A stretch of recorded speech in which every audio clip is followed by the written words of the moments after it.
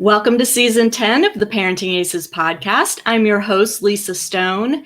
And a caveat before we get into this week's episode, we are going to be talking about some very graphic, some very upsetting incidents that happened on a college campus here in the U.S. We are talking with the father of an athlete who experienced some horrific things while she was on campus playing on the women's tennis team. And so I'm telling you this up front in case you are listening to this while in the company of your children. You might want to mute it and wait until a later time. So that said, I am going to be talking with David Lewis this week. David is a former top junior tennis player from New Zealand, a former professional tennis player. His older brother, Chris Lewis, also a former professional tennis player and now a coach here in the States. And those of you who've been following Parenting Aces for a while may have seen interviews that I've done with Chris. But David is joining us from New Zealand to share a very tragic story. And sadly, this is one story, but it's not the only story that I've heard from parents with children on college campuses around the U.S. And I felt after hearing this story for the first time that it was important that I bring this to you. This podcast has been a while in the making. I first heard the Lewis's story it started in 2017. I first heard about it in 2019 and have been in communication with David over the past year and a half or so, getting details, getting information, getting background on what happened to his daughter when she came to the States to play college tennis. And I'm going to bring David on the line now. And if you are listening to this, I want to urge you to go to ParentingAces.com or to the Parenting Aces YouTube channel and watch the video version. I think it will help you understand the severity of what's going on and help you understand why, if you are a parent, that you need to pay close attention to this. We're going to be joined later in the episode by Catherine Redmond, and Catherine's going to come on and help us understand some of the legalities behind what's going on and some of the methods that are in place by the NCAA and by the federal government to prevent things just as you're about to hear. Why did things fail in this instance? We don't know, but I am going to bring David on and we're going to hear his story. David Lewis, thank you so much for joining us on the podcast and for coming forward with your story and sharing it with the Parenting Aces audience. Hi, Lisa. Thanks. Yep, it's a pleasure. So let's start at the very beginning. You have two daughters, one of whom is playing tennis already in the States, and another who is a top junior and wants to play college tennis in the States. Mm-hmm. Tell us how that went. So, Lisa, our family moved from New Zealand to the States in 2011. So the girls were still pretty young then. If we fast forward a little bit, one of our daughters went to West Virginia University and also to Kansas State, and our other daughter, Jade, who was a top junior, I think she was top 10 on tennis recruiting when it came to college recruiting, and Jade she was heavily recruited, and it ended up she went to Louisiana State University, to LSU. She was contacted, I was contacted, and Jade was contacted by at the time, the co-head coaches from LSU. And communication started back in 2015, I believe, with Jade anyway. And so Jade was, I'm sure, heavily recruited by lots of places. Why did she choose to play at LSU? Well, Jade she was around 50 ITF junior. She was doing pretty well. She had, in fact, a week or so before she went to college, she had set points against Venus Williams. Her level of her best tennis was pretty good. Obviously, she had still a lot of work to do as normal when someone tries to transition from the juniors into a pro career. But she wanted to have an experience at college. We were, wanted to make sure that she also had an education and a degree. So when communication started with LSU, they were happy to make an arrangement where if Jade went for one semester, she would be able to come back anytime to fulfill her academic scholarship if she got injured on the pro circuit, or she didn't make it, whatever make it is. But just as a backup, that you can continue to finish off your degree, and that was the only school that were prepared to that arrangement for one semester. So let me just clarify. The coaches at LSU offered to Jade a full athletic scholarship to play tennis at LSU with the agreement that she could come and play one semester. And if she and you felt that she was ready to leave college and pursue a pro career, she could do that and then return to LSU at a future date, unknown when that would be, and complete her education free of charge.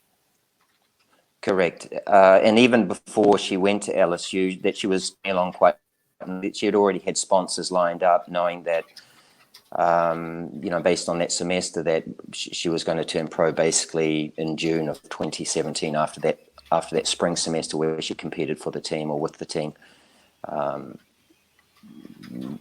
LSU. So she gets to LSU.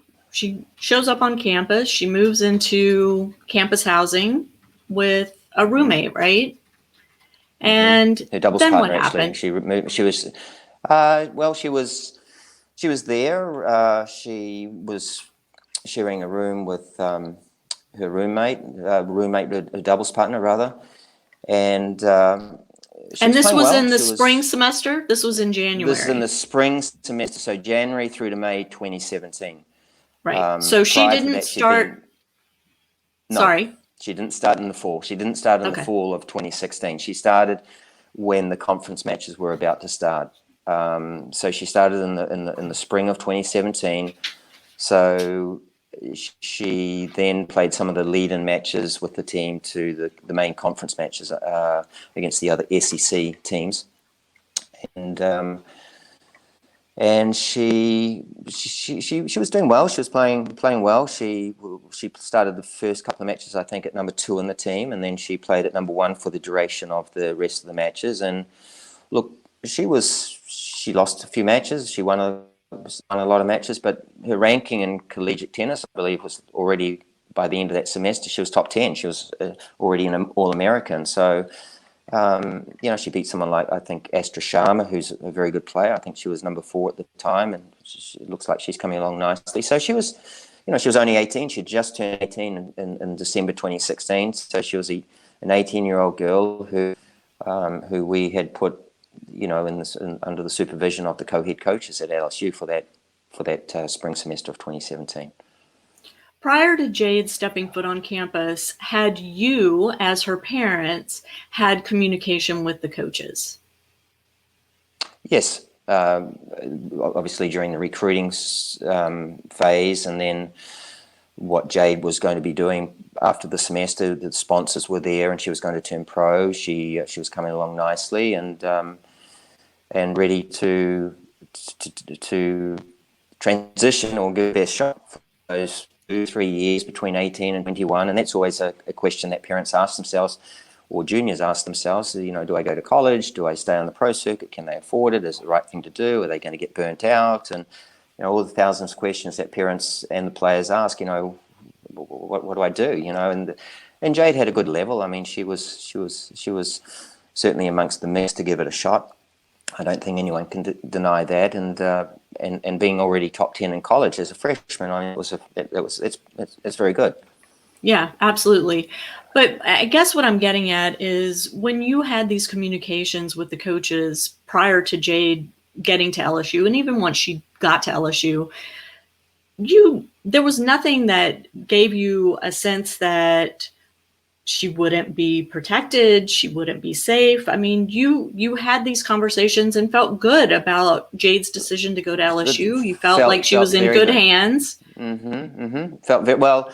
One of the co-head coaches has worked for the USDA and was a good player, and he'd promised me that it's going to be a high-performance training center. It's going to be a safe environment. Of course, I mean, we wouldn't expect less. Right. Absolutely. But we were unaware what are the traps and what is actually out there on college campuses. It's been a tragedy for our family and many other families as we have met and talked to over the last 3 or 4 years. So let's jump to May of 2017. It's the spring of Jade's freshman year. It's her first semester on campus. The team has qualified to go to the NCAA championships. And well, the team they're playing the regionals in Berkeley, California, which is, I think, around May 10, 11 of 2017. They lose in the second round, the team. I do believe they came back to campus, back to LSU from Berkeley on May the 14th, 2017. So then most of the team have finished with college, aside from Jade and a couple of other players who had qualified for the NCAA individuals in Athens, Georgia. So I think there was only 3 left now towards the end of the semester to play the individuals. So Athens, Georgia, I believe, began on May the 24th of 2017. And then that was Jade's last days shortly prior to going there for that semester, and she wasn't, as it turns out, she ended up returning back to LSU towards the middle of March 2018, and she was on the pro circuit in between those dates. What happened in May of 2017? May of 17, she had met a football player who was playing for the LSU team. During the semester, my wife and I had some feeling something was up with what was going on, with also the co-head coaches. Some bits and pieces have come back to me, which I don't really want to go into those details. But after Jade played the NCAA individuals, which is now towards the end of May, it came to my attention through our other daughter that Jade had been abused or punched by a football player within days, but after Berkeley, basically after they came back from Berkeley, California, that she had been punched in the ribs or she had been assaulted. That came to my attention in July of 2017, so 2 months later. And this football player was somebody she was in a romantic relationship with? Well, I mean, it was someone she had met on campus. I know she had told me she had met a football player and he was driving me around in his car and all this sort of stuff. So, we never met him, which we found particularly odd. My wife and I had red flags up. It was like, but she's going to be leaving. She's only here for 1 semester. I mean, what can happen in 16 weeks, basically? I mean, surely, we were actually there. My wife and I were actually there, but Jade was in the dorm with her doubles partner. That was her roommate. But a lot of things happen when you only see your kid for an hour or 2 a day. They're in the hands of the co-head coaches and LSU. So right. we left our daughter. We entrusted in that school, in that college. So you find out 2 months later that she's been punched by this young man who is on the football team at LSU, presumably on scholarship as well. And what did you do about that? I mean, I can't even imagine. So Jade's sister is the one who told you. Exactly. So we find out. I spoke with the co-head coach, one of the co-head coaches, and I informed him that our daughter had been assaulted, and now we know, and we expect something to be done about it. But I didn't feel it was. He did obviously nothing. But But at that And point in time, had Jade told anyone on campus what had happened? so Jade had told, now that we know in hindsight, now that we know, and at the time I didn't know that she had reported to the trainer of the LSU women's tennis team. So that Jade informed the trainer that she had been assaulted by this football player. And typically, well, not typically, that has to be reported to Title IX or even, to the police, basically. It's an assault. It's potentially a felony. It's an assault. It wasn't reported. I didn't know this in July, that she had reported it to this particular trainer. This I found out later. But let me interrupt you 1 second, David. So the onus wasn't necessarily only on Jade to report it to the police, but it was on the athletic trainer under Title IX to report it to Title IX and Yes, to the police. They're obliged to do that. My understanding is they have to report it. Once they're aware of it, they have to report it to Title IX. If they don't, they're breaking federal law. That's my understanding. So this young man did not report it. Whether he reported it to his supervisors, being the co-head tennis coaches, or to the athletic director or the senior athletic, associate senior athletic director, or to the director of trainers, for example, who would be, I would imagine, his superiors. Mm-hmm. But I did call this particular trainer, this person, I called him in May of 2019. Now, 2 years later, I called him and I asked, once I mentioned my name, I was the father of Jade Lewis, he hung up the phone on me. When the reporters, I believe the reporters from USA Today called him as well, investigating, and they asked him about Title IX protocols, he did the same thing, he hung up the phone. So, that's that piece there. But it was reported. Jade did report it to a trainer, and it's mandatory as employees. My understanding is that is mandatory for them to report it to Title IX, to the campus police. It's now, they have knowledge of it now. Whether it's true, it's not true, it doesn't matter. It's been reported to them, and that has to be that they have to now move it up to their superiors and report it.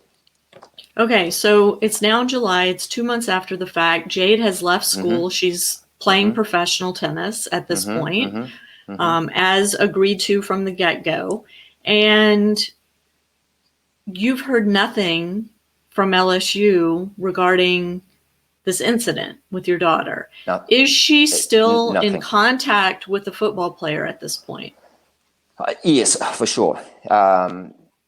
Yes, she's still playing on the circuit, and then she ends up stopping on the circuit in February, March of 2018 now. So, 10 months later, let's say, once she had June through till March, she was on the circuit. Then she stops, and she ends up going back now to LSU. Because? And she's back because the tennis, it's over, so to speak. She's now back at LSU. LSU, Jade did tell me that the co-head coaches still believe that she might be eligible to play for LSU as an amateur. They were checking with the NCAA, so they were still under the understanding, the co-head coaches and the LSU athletic department, that she might still be eligible to play. And which goes against everything I've ever heard about amateurism. Exactly. Well, going back to the summer of 2017, the co-head coach was still telling me, even though our daughter had announced that she's turning pro, that person was still telling me she's still eligible. Doesn't matter if she's turned pro. And I'm going, you're kidding? She's turned pro. So, here it is now. I've informed them that my daughter's been assaulted. Basically, we can say she's in an abusive relationship, and the coaches are aware of it. I've told them, if they didn't know, the trainer knew already in May. Jade reported it, and this same trainer has, in the police report, later said that everyone knew about it in the spring of 2017, that Jade was with this person. So one would imagine that the co-head coaches would know, everyone would know, right?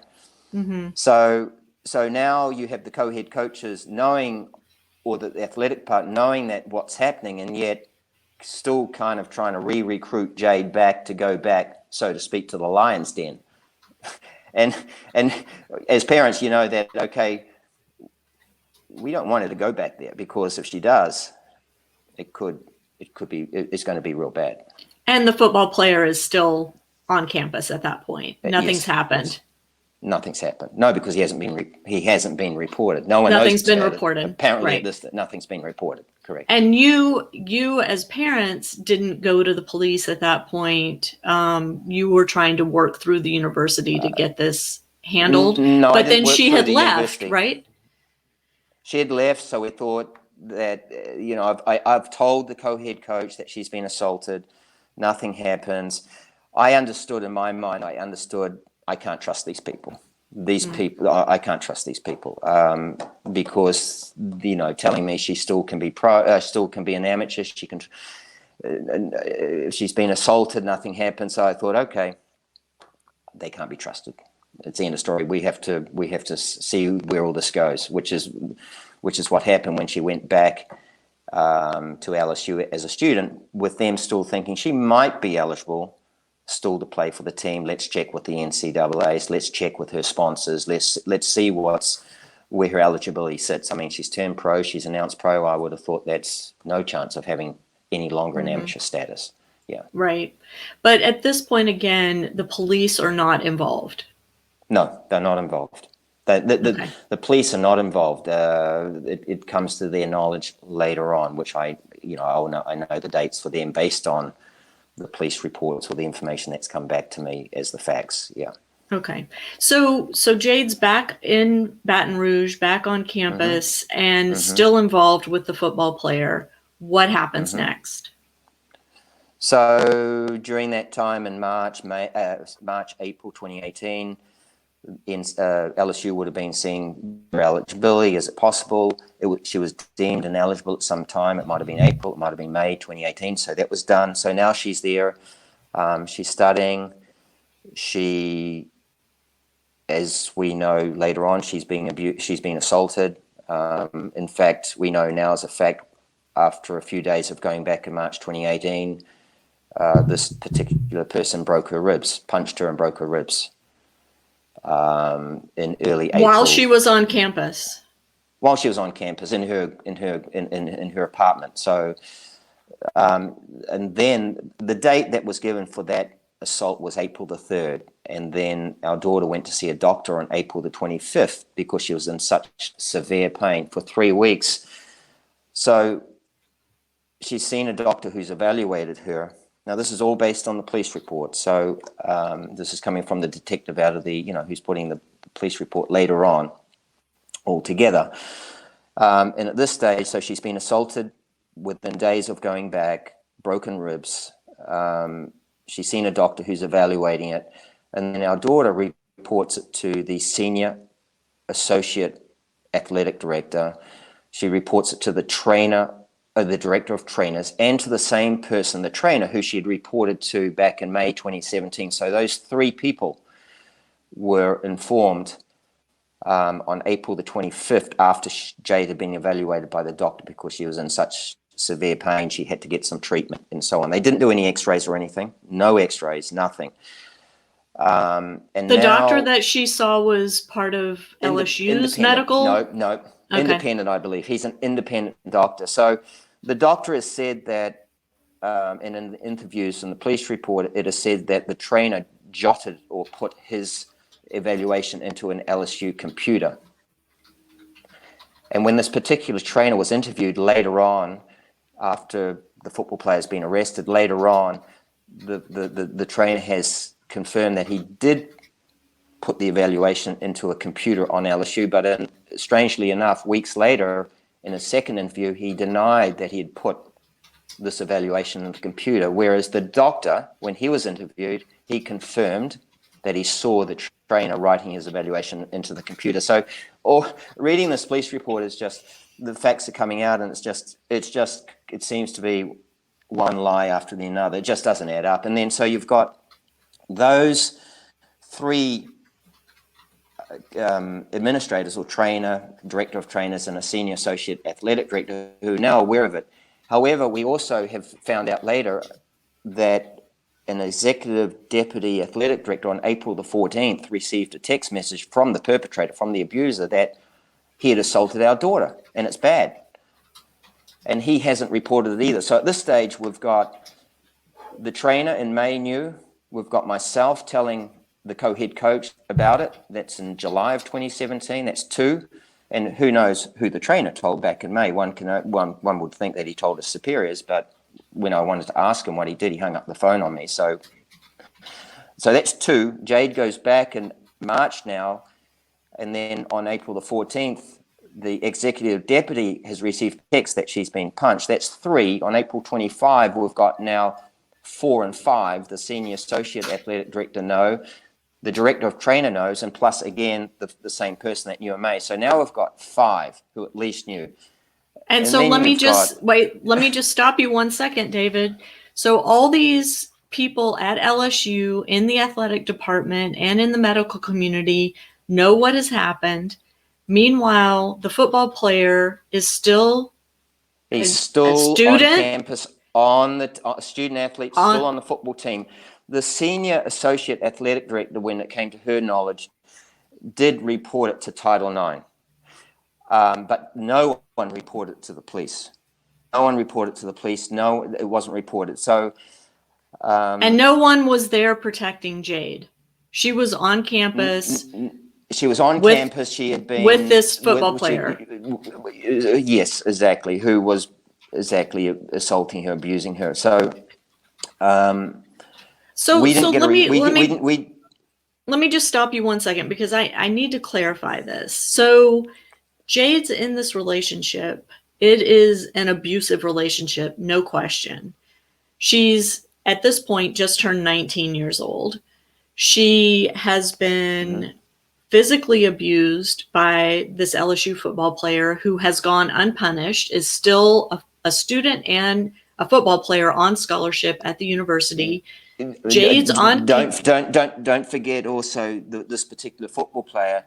It's been stated in the newspapers that his legal guardian is also a booster for LSU, and a booster is is a person who sponsors or gives money, and so it's been stated in newspapers that the booster of LSU is also his legal guardian. I guess what I'm trying to get at is, here's this 19-year-old in an abusive relationship with no protection from her coaches, no protection from the university, nothing being offered to her to protect her. Jade has reported it to these people. She's reported it in May 2017. She reported the April incident of broken ribs to 3 more people. She's reporting it, but right.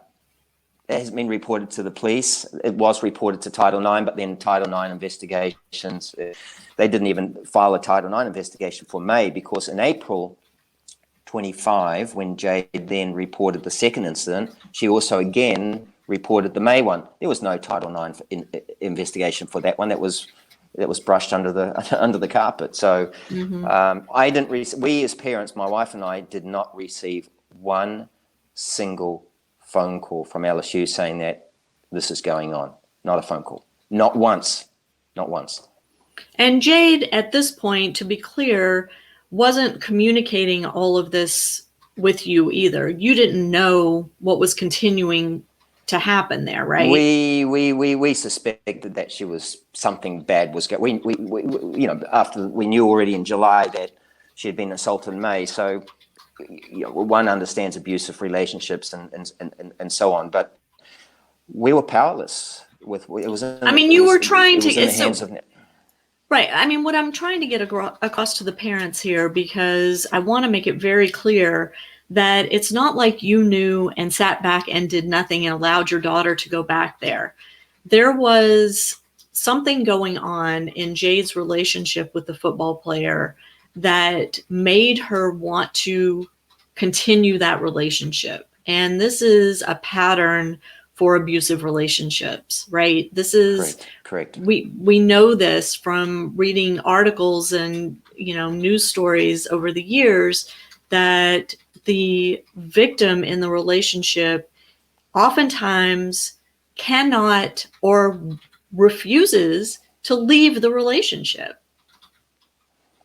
Correct. And when you can imagine if someone's being re-victimized, no one's helping her. For example, we've read in the newspaper also, the girls on the team, some of the girls on the team were trying to help her as bystanders, and they were reporting it to the co-head coaches, but the co-head coaches were telling them, stay away from this girl, just stay away. I mean, A member of their own team.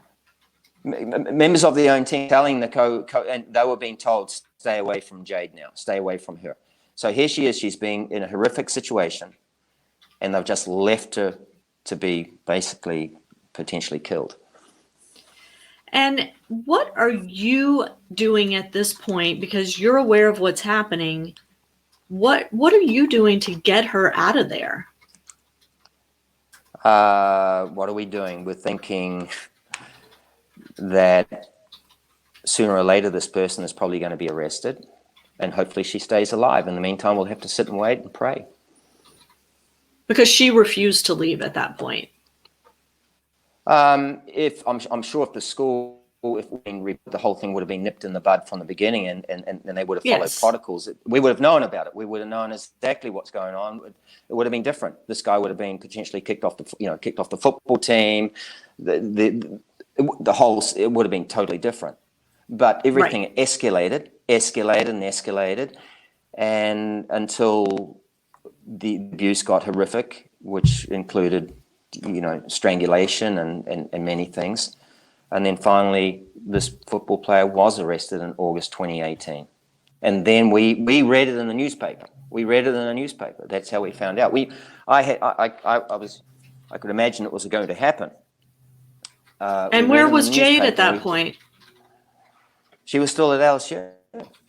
She was still on campus studying, trying to, and reporting this, and it was just getting worse and worse. And the police found out, of course, one incident, the campus police had to go in June of 2018. They were called to a roommate that she was being strangled one night. And the campus police, and that's when they say the LSU police department were aware of it, that this person had been assaulted. But still, he remained on the football team, and it continued. Nothing happened to him. Wow. So we didn't know about that. So our daughter is being strangled. She's actually playing a tennis tournament. There's a $25,000 tennis tournament that week on campus, June 18th, 2018. So this is when the co-head coaches claim for the first time. Okay, the first time they say they now know, June 18, 2018. This is in the police report. This is when they say we now know, whereas their bosses knew in April. The trainer knew in April 2018. The trainer knew in May. Now they say they knew. She's playing a tennis tournament. She's got strangulation marks. And they don't call me. They don't report it. They can't because it's ongoing now. Right. So we didn't know. This is now June. We only found out in August when he was arrested. Then it was in the paper. This victim's been strangled. She's had broken ribs. She's had death threats. He's threatened to kill her in text messages. And we're reading this and saying, well, this is Jade. We're on the next flight. So we didn't get a phone call. We got nothing. So you're on the next flight. What happens when you get there? We get there. We fly in. My wife and I were met by the district attorney, prosecutors, police. We weren't given a lot of information. This was at the police station, basically. or this was on campus? This was on campus at the campus police station. Okay. Right. So my wife and I are distraught. Our daughter's been, we're reading all this, strangled, earrings ripped out, broken ribs. We're reading all this. And we meet the chief of police for the campus police, who asks us to meet the general counsel the next day. But we didn't get any information. Basically, they just wanted to know what we knew. That was it. And Jade hadn't reported any of these incidents directly to you? No, it was, we knew it because we knew the May incident in 2017. Jade had come back to Hilton Head, where we were at the time, in June of 2018. She went back in March, and then she came back. We hadn't seen her for about 3 months, and it was she had changed, put it that way, and she went back again, and now we know that actually it was only a week later she was to be strangled. So we knew that her life was in risk while she was there. We knew that. My feeling was that we knew what was happening on, that this was being covered up, and hence no phone call, because that's what it already started back in the spring semester, that they were aware of it because Jade had told them. We suspected something was going on. There was enough red flags there to say something's happening. And she's alive. Yeah. So she's they didn't report it to the police. They didn't step in and help this girl. In my mind, they protected the abuser, the football player. Right. Yeah.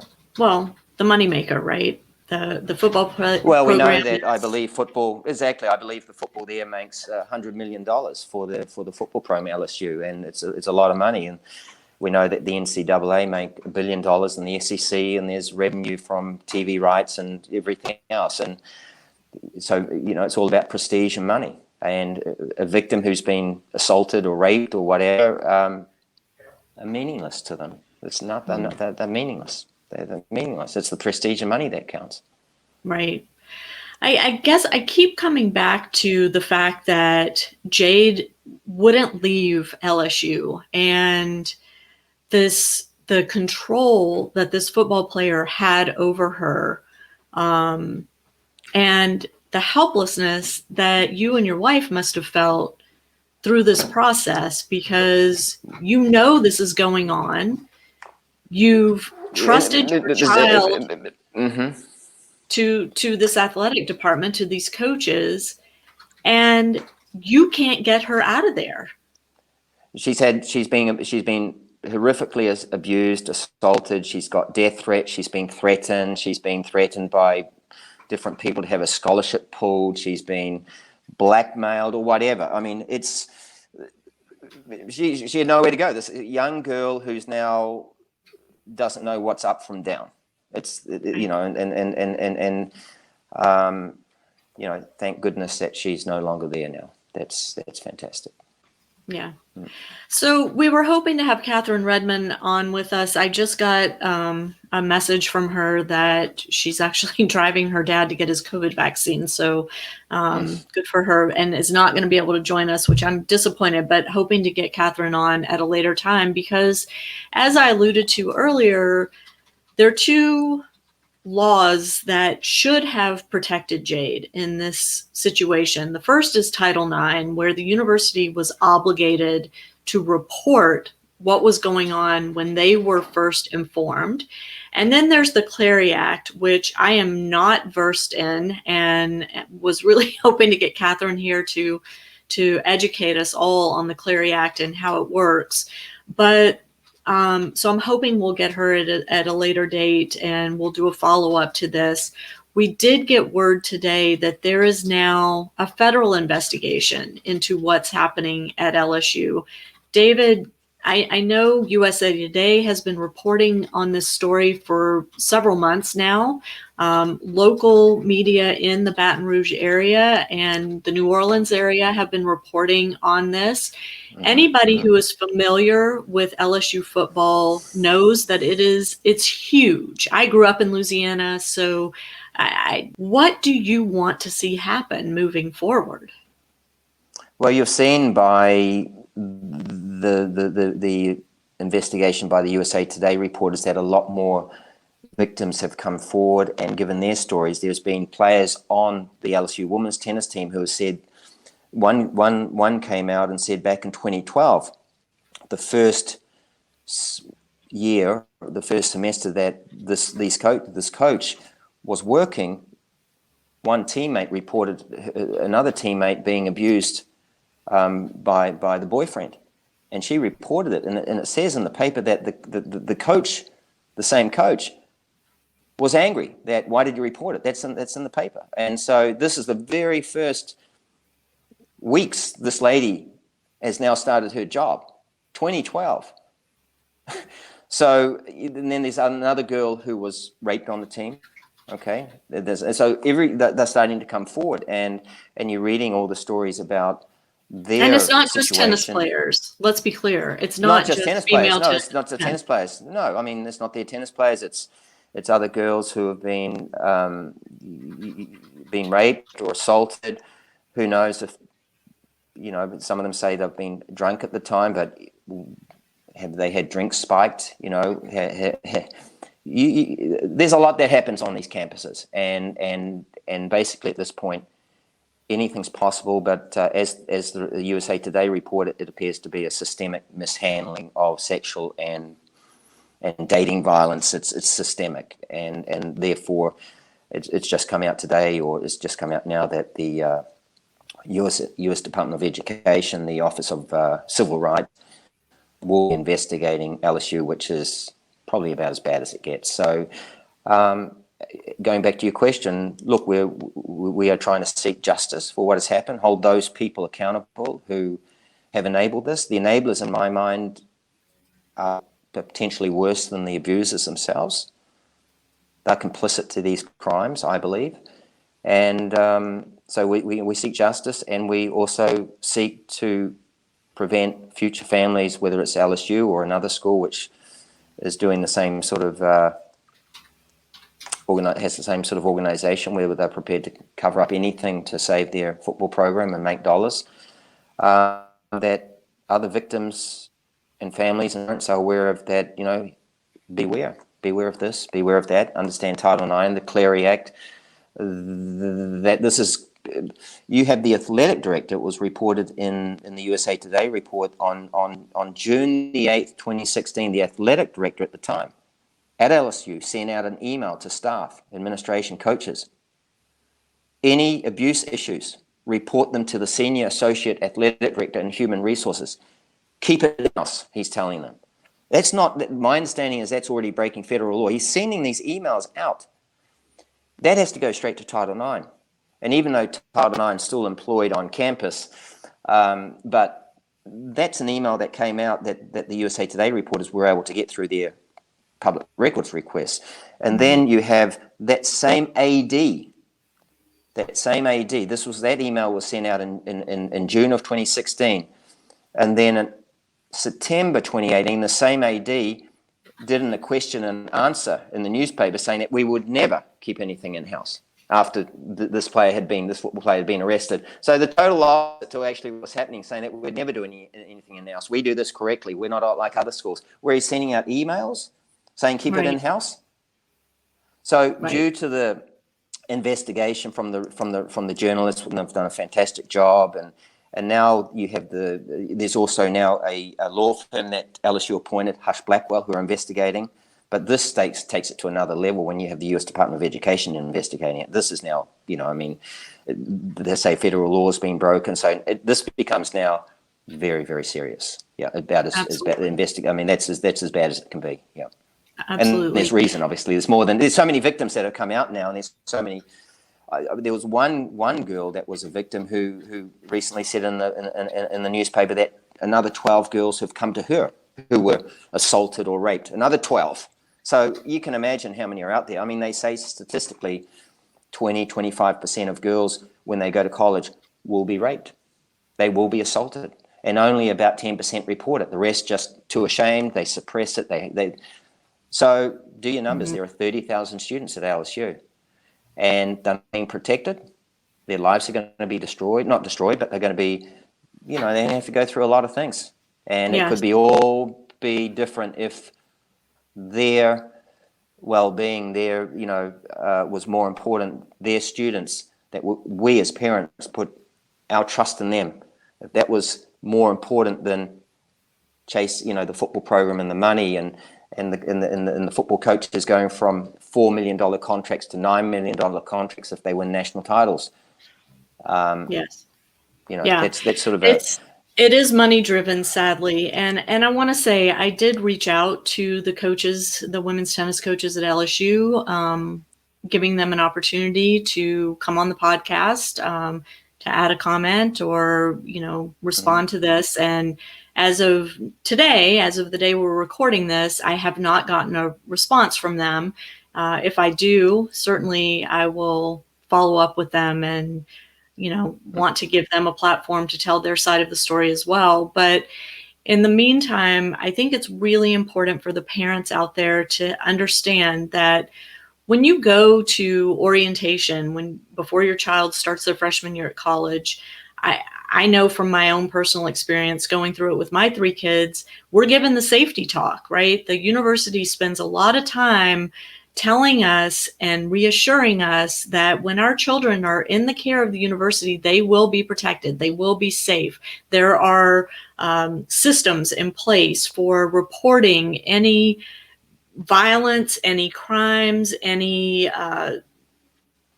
suspected violence, any fear of violence. If a female athlete has to walk home late at night, there are ways for her to get somebody to accompany her. I mean, there are all sorts of systems in place, yet they all fell apart for Jade Lewis at LSU. She told the athletic trainer what had happened to her. She trusted that that athletic trainer would help her and take care of her. The coaches were informed by Jade's father, David, that this had happened. David felt like he had done what he needed to do to help protect his daughter, that the coaches are now informed they're going to step in and take care of this and make sure that Jade stays safe. But that's not at all what happened. They made sure that the abuser was protected. The total opposite. And let me just say, when David and I were first in contact, I suggested that he share his story with the Intercollegiate Tennis Association as well, because the ITA is the governing body for tennis coaches, college tennis coaches. And I felt like it was important that the ITA be made aware of what was going on at LSU. David did reach out to the ITA, and the response you got, David, was beyond unsatisfactory. Well, it was nothing. I mean, basically, if it's anything to do with being on the tennis court and it's issues with referees or whatever, in that category. I also wrote to the SEC and I also wrote to the NCAA, the president of NCAA, and I wrote to the commissioner of SEC.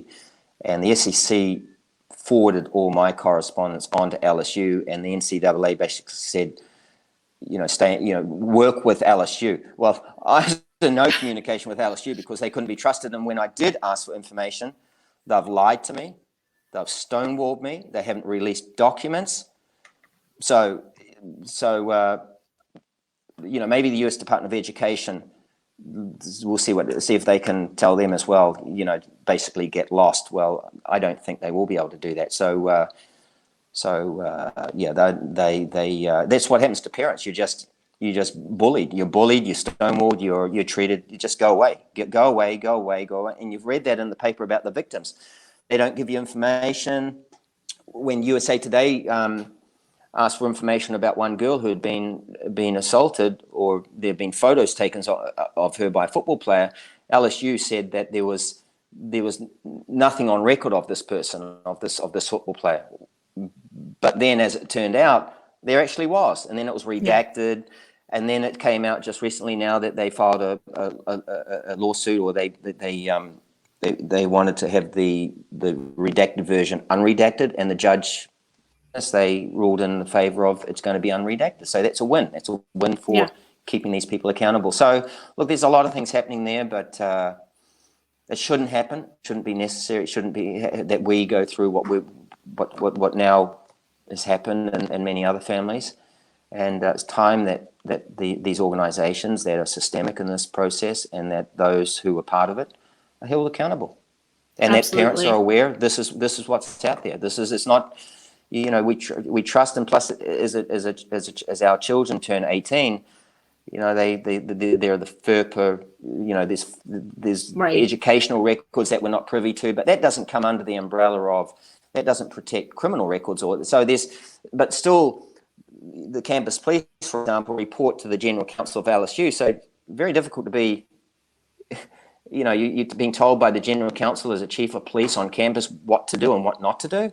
arrest this person, don't arrest this person, cover that up, no, I believe there needs to be watchdogs, independent watchdog on these campuses that they can be reported to, that they're not employed by the school because they're their bosses.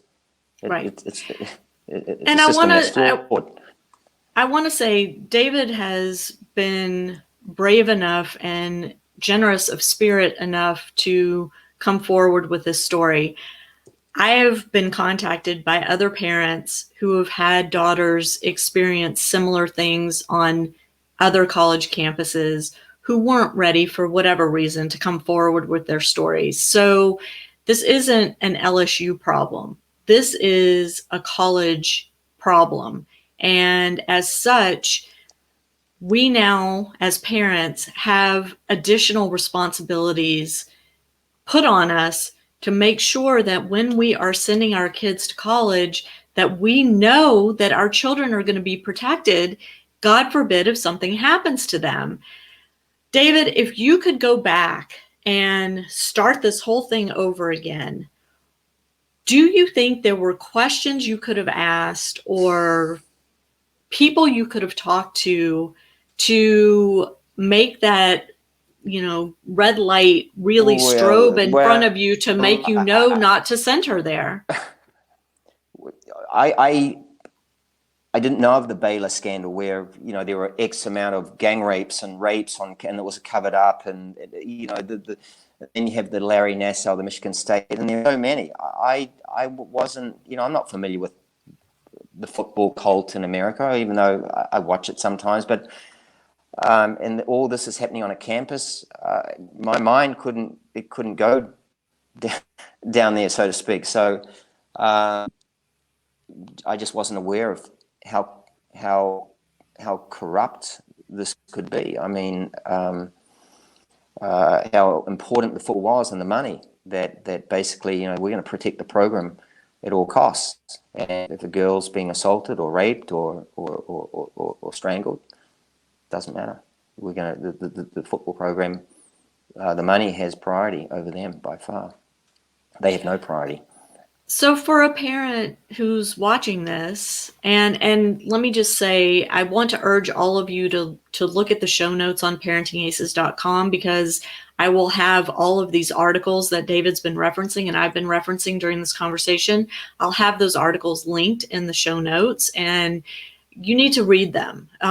It's important that as parents who are contemplating sending their children to college, that you have knowledge of the potential things that can go wrong and to know which questions to ask. So again, David, I'm going to throw it back to you.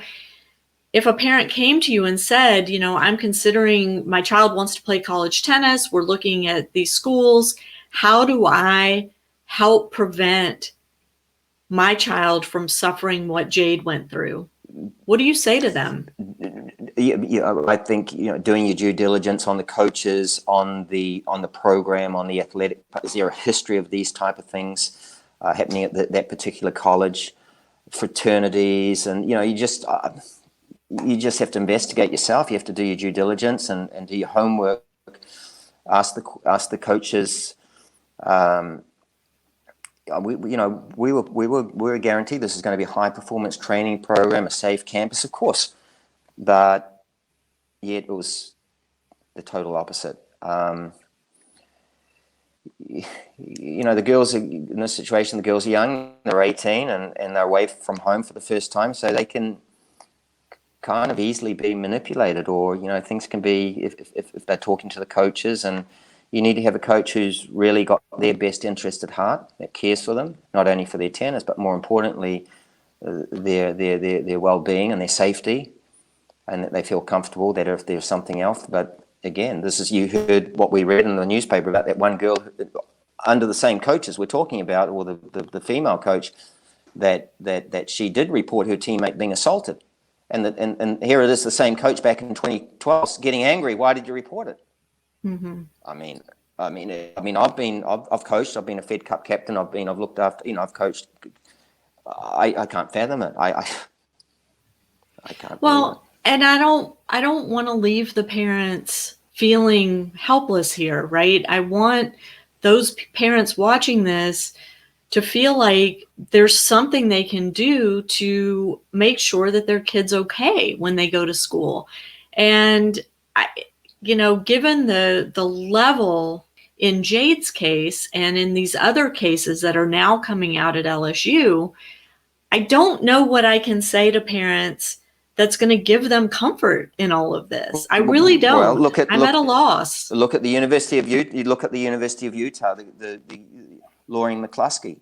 She was an athlete, and she got shot to death on campus, right? And the parents and Lauren herself had been informing the campus place, more than 20 phone calls. This person stalking me, I'm in danger. They did pretty much nothing. And as a result, she's dead. This could have been prevented. There's so much that could have been prevented, and if they just did the right thing. I mean, not a phone call to me, not a phone call to us, our daughter's parents, not a phone call. If it just would have been from the beginning, look, it's been reported. We're aware that, there's things happening here. We need to figure out, for her safety, we want to make sure you're aware of it. We're onto it. And he's been kicked off the football team. And he's being paid. We have zero tolerance for that.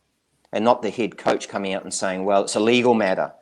And then when he's interviewed, refusing to ask questions, when did you know? Doesn't know. He's, reading statements that would always do the right thing, So it's difficult to get down to the bottom of things. And as again, I'll mention, it's good news that the U.S. Department of Education are going in and now investigating this university and the people involved in what appears to be a systemic process of what they're doing to enable and cover up these crimes.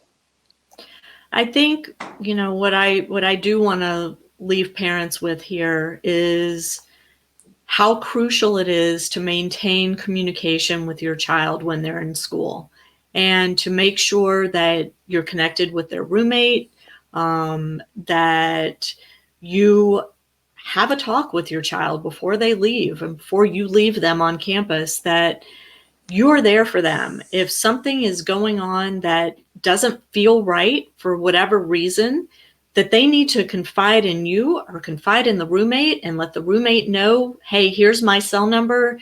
If you see anything going on that's negatively impacting my kid that I need to know about, please don't hesitate to contact me. We've got to open these lines of communication beyond the communication between the parent and the coach. And I'm not saying you didn't do that, David. I'm not saying you didn't do that. No, exactly. It's the bystanders who also have difficulty coming forward. They're all young. They're all very young. They're sitting back, don't tell my parents, or they're bystanders. There are documentaries out there which are helpful, I believe, like The Hunting Ground, which is about how colleges do cover up and exactly what we're talking about, that are eye-opening for parents and for students prior to going there. So I think that's one thing that can be done to educate the students and the parents, be here. Here's a documentary, watch The Hunting Ground or watch this one. What goes on. So education, and then understanding what is Title IX, what is the Clery Act, the history of these schools, and being in touch with the coaches who you've trusted. And if you feel that, the thing is, the kids' team, they're now an adult, which is in many ways a little, it's just that they've left and they're gone. So yeah, it's very tough. And my heart breaks for your family, David. I want to end on a positive note, which is Jade is back home. She has extricated herself from this guy, this football player. Mm-hmm. She is done with LSU. And right. Mm-hmm, mm-hmm. She's done with LSU. Yep, so exactly. So she's away from LSU, and she's in a safe place, and I'm back here with her. It's nice, and life. We move forwards with our lives now, and we do the best we can. And we're telling this story because we want to prevent this from happening to any other family. We want families to understand the possibilities of disaster that can hit on a college campus. Yes, there's all kinds of positive things that come out of going to college and playing college sports, especially college tennis. I've talked for 10 years about those things, but there's also a dark side that up until now really hasn't been made public. And as parents, we need to be educated. We need to be informed, and we need to stay Exactly. aware, and we need to understand that the university isn't always going to protect our children, even though they tell us they will.